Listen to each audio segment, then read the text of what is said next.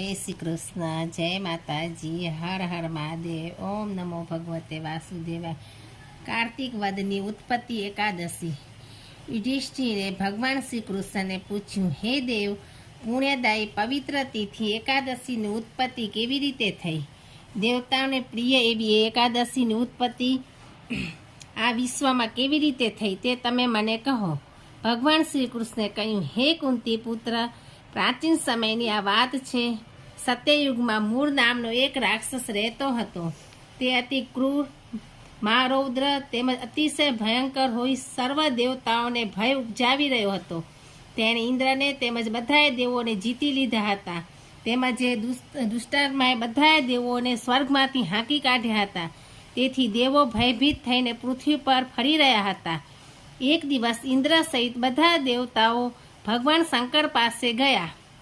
ઇન્દ્રે ભગવાન શંકરને પોતાનું તેમજ સઘળા દેવતાઓનું દુઃખ જણાવતા કહ્યું, હે મહેશ્વર, મૂળ નામનો અતિ ભયંકર રાક્ષસ અમને બધાને હરાવીને સ્વર્ગમાંથી હાંકી કાઢ્યા છે. તેથી અમે સ્વર્ગલોકમાંથી ભ્રષ્ટ થઈને પૃથ્વી ઉપર મૃત્યુલોકમાં રહીએ છીએ. મનુષ્યો સાથે દેવો શોભતા નથી. માટે હે દેવ, આપ કૃપા કરીને આ આપત્તિમાંથી છૂટવાનો કોઈ ઉપાય અમને બતાવો. અમે બધા કોને સારો લઈએ? મહાદેવે કહ્યું, હે દેવોના રાજા, જ્યાં ગરુડધ્વજવાળા શ્રી વિષ્ણુ ભગવાન બિરાજે છે ત્યાં તમે જાઓ. તે જગતના નાથ હોય, શરણ લેવા યોગ્ય છે. શરણે આવેલા તરફ તે સારું વર્તન ધરાવે છે. એ બધાનું રક્ષણ કરનાર હોય, ઉત્તમ આશ્રય સ્થાન છે. તમે એમની પાસે જાઓ, એ તમારી રક્ષા કરશે.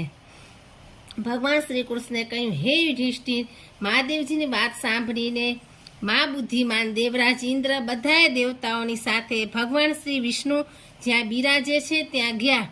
ગદાધારી ભગવાન શ્રી વિષ્ણુ ક્ષીરસાગરના ઝરમાં ગાઢ યોગ નિંદ્રામાં પોઢી રહ્યા હતા. એમના દર્શન કરીને ઇન્દ્રે હાથ જોડીને આ સ્તોત્ર બોલી એમની સ્તુતિ આરંભ કરી. ઓમ નમો દેવ દેવેશ દેવ દાનવ વંદિત દૈત્યારે પુંડરીકાક્ષ ત્રાયનો મધુસૂદન.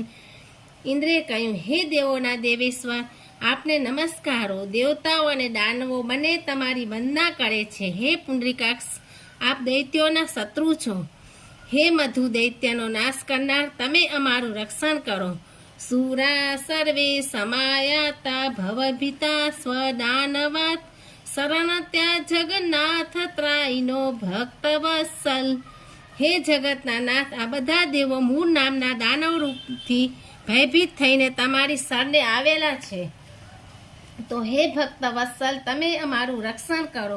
ત્રાહિનો દેવ દેવેશ ત્રાય ત્રાય જનાર્દન ત્રાય વે પુંડરીકાક્ષ દાનવાના વિનાશક.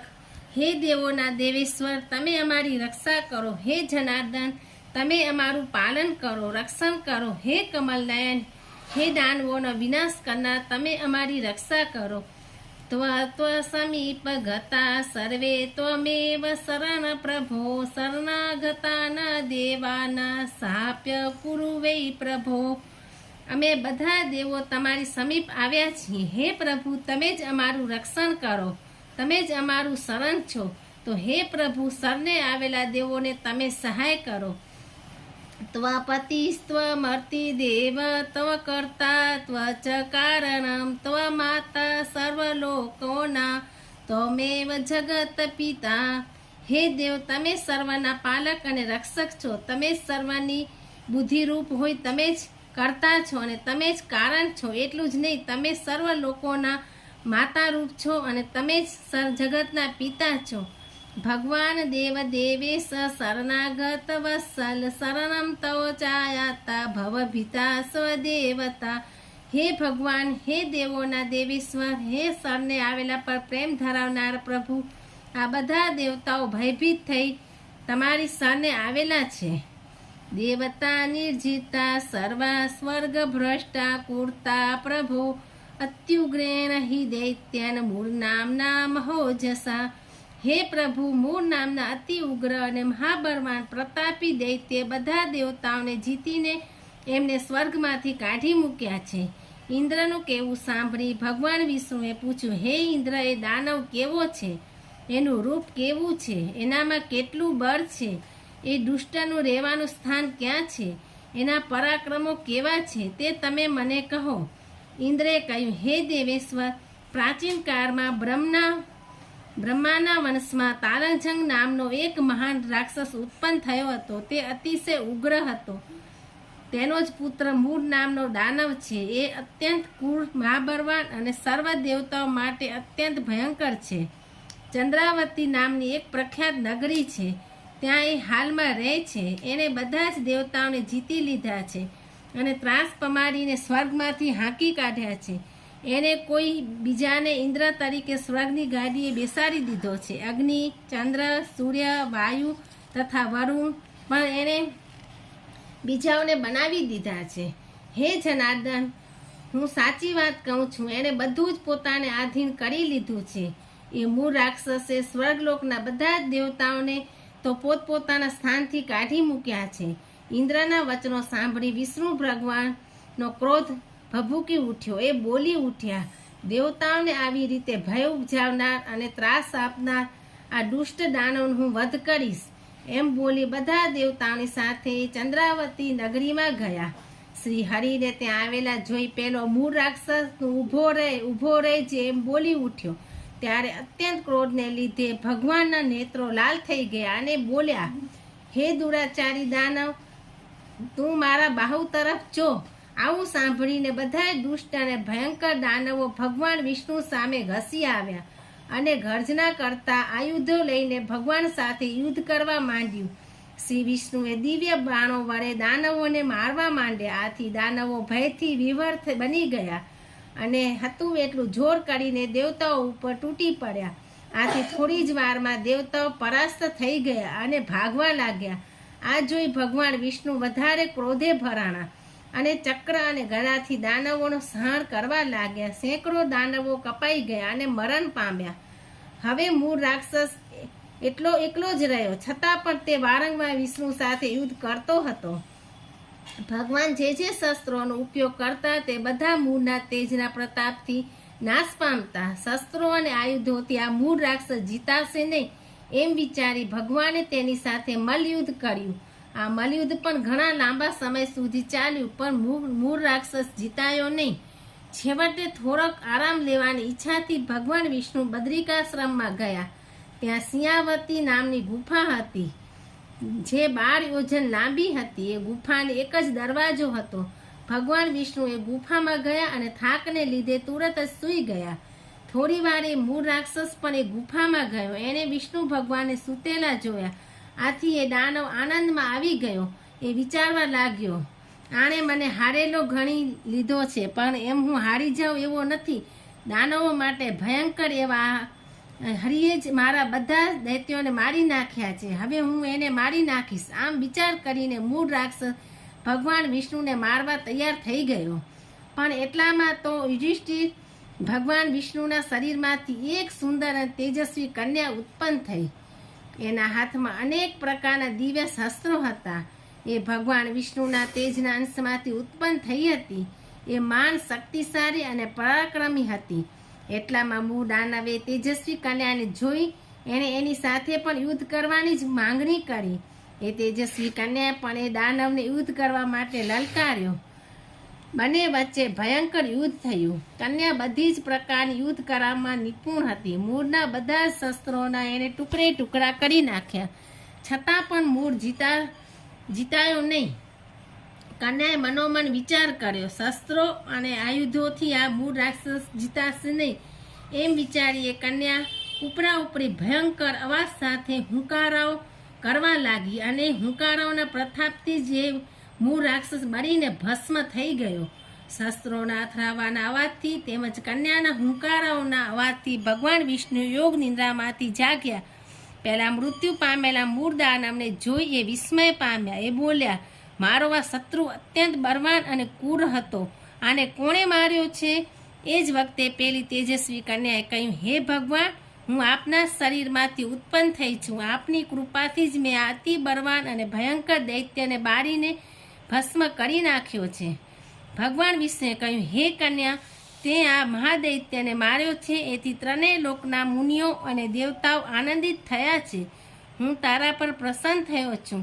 માટે હે કલ્યાણી, હવે હું તારી ઈચ્છા પ્રમાણે વરદાન માંગ. દેવોને પણ દુર્લભ હશે તો પણ હું તને આપીશ. એમાં તું કોઈ પણ જાતનો સંદેહ રાખીશ નહીં, હું એ અવશ્ય પૂર્ણ કરીશ. એ કન્યા સાક્ષાત એકાદશી જ હતી. એ બોલી, હે ભગવાન, તમે જો મારા પર પ્રસન્ન થયા હો તો મને એવું વરદાન આપો કે ત્રણેય લોકમાં બધા તીર્થો કરતાં હું શ્રેષ્ઠ થાઉં, સર્વ પાપોનો અને સર્વે વિઘ્નોનો વિનાશ કરનારી હું થાઉં, તેમજ પુણ્ય આપવાવાળી થાઉં.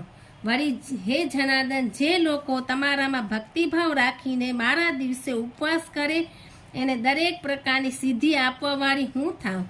વળી હે માધવ, જે લોકો નક્ત ભોજન અથવા એકટાણું કરીને મારું વ્રત કરે એને ધન, વૈભવ, ધર્મ અને મોક્ષ મળે એવું વરદાન આપો. ભગવાન વિષ્ણુએ કહ્યું, હે કલ્યાણી, તે જે પ્રમાણે વરદાન માંગ્યું છે તે પ્રમાણે જ થશે. તું બધા મનોરથો પ્રાપ્ત કરીશ. વળી તું એકાદશીને દિવસે ઉત્પન્ન થઈ છે, એથી તારું નામ ઉત્પત્તિ એકાદશી જ રહેશે. હું તને મારી શક્તિ માનું છું. તારા અને મારા ભક્તો એક જ રહેશે. જે લોકો એકાદશીનું વ્રત કરશે તેઓ એ દિવસે મારું પૂજન પણ અવશ્ય કરશે જ. જે લોકો પૂર્ણ શ્રદ્ધાથી અને ભક્તિભાવપૂર્વક એકાદશીનું વ્રત કરશે એના બધા પાપો નાશ પામશે અને મોક્ષ મળશે. દરેક મહિનાની ત્રીજ, આઠમ, 9, 11 અને 14 આ તિથિઓ મને અત્યંત પ્રિય છે. એમાંય 11 તો મને અત્યંત પ્રિય છે. આથી જે મનુષ્ય એકાદશીનું વ્રત કરશે એના સઘળા મનોરથો પૂર્ણ થશે. તેમાં સઘળા તીર્થોથી પણ વધુ પુણ્ય પ્રાપ્ત થશે અને એનો વૈકુંઠમાં વાસ થશે, એમાં સંશય નથી. ભગવાન શ્રી કૃષ્ણે કહ્યું, હે યુધિષ્ઠિર, આમ કહીને ભગવાન વિષ્ણુ અંતર્ધ્યાન થઈ ગયા. આવું વરદાન મેળવીને એકાદશી ધન્ય થઈ ગઈ. બધી તિથિઓથી એ શ્રેષ્ઠ તિથિ કહેવાય. એટલું જ નહીં પણ બધા જ વ્રતોમાં પણ એ મહાવ્રત રૂપે ગણાય. હે યુધિષ્ઠિર, 2 પખવાડિયામાં જે 2 એકાદશીઓ આવે છે તે બંને સરખી જ કલ્યાણકારી છે. એટલે વ્રત કરનારાઓએ શુદ્ધનો કે વદનો ભેદભાવ ન રાખવો જોઈએ. છતાં જે એકાદશી 11, 12 અને બાકીના ભાગમાં 13 એમ જે 3 તિથિઓને સ્પર્શ કરતી હોય તેવી ત્રિશુપુરુષા એકાદશી ભગવાન વિષ્ણુને અત્યંત પ્રિય છે. એવી ત્રિશુપુરુષા એકાદશીનું વ્રત કરીને જે ઉપવાસ કરે છે એને 1000 એકાદશીઓના વ્રત કર્યાનું ફળ મળે છે. દરેક એકાદશીના વ્રતનું પારણું તો 12 જ કરવું જોઈએ. આમ જે લોકો 12 પારણું કરે છે એમને વ્રતનું 1000 ગણું પુણ્ય કર્યાનું ફળ મળે છે. વળી ત્રીજ, છઠ, આઠમ, 11 અને 14ની તિથિઓ એની આગળની તિથિઓથી મિશ્ર હોય તો એવી તિથિઓનું વ્રત કદી ન કરવું. જે એકાદશી આખો દિવસ અને આખી રાત સુધી પહોંચતી હોય અને બીજે દિવસે પણ પ્રાતઃકાળના સમય કેવળ એક જ ઘડીને મળતી હોય તો એવી એકાદશી ન કરતા 12 યુક્ત એકાદશી જ કરવી જોઈએ. જે મનુષ્ય ઉપર જણાવ્યા પ્રમાણે બંને પખવાડિયાની એકાદશી વ્રત, ઉપવાસ વગેરે વિધિઓ શ્રદ્ધાપૂર્વક કરે છે તેઓ જ્યાં સાક્ષાત ગરુડધ્વજ ભગવાન વિષ્ણુ વિરાજમાન છે એવા વૈકુંઠ ધામમાં જાય છે. જે મનુષ્ય એકાદશીના મહાત્મ્યનો નિત્ય પાઠ કરે છે તેને 1000 ગાયોના દાનનું ફળ મળે છે. તે જ પ્રમાણે જે મનુષ્ય દિવસે અથવા તો રાત્રે એકાદશીના મહાત્મ્યનું ભક્તિભાવપૂર્વક શ્રવણ કરે છે તેઓ બ્રહ્મ હત્યા વગેરે પાપોમાંથી મુક્ત થઈ જાય છે. હે ઉત્તમ રાજા, શ્રી વિષ્ણુ ધર્મ સમાન તથા શ્રી ગીતાજીના અર્થ તુલ્ય આ જગતમાં બીજું કંઈ જ નથી. તે જ પ્રમાણે એકાદશીના વ્રત સમાન પાપોનો નાશ કરનારું બીજું કોઈ વ્રત નથી. વિષ્ણુ ધર્મ સમ નાસ્તિ ગીતાર્થ ચંદ્રુપોતમ એકાદશી સમ નાસ્તિ વ્રત પાપ પ્રણાસન. જય શ્રી કૃષ્ણ. હર હર મહાદેવ. ઓમ નમો ભગવતે વાસુદેવાય.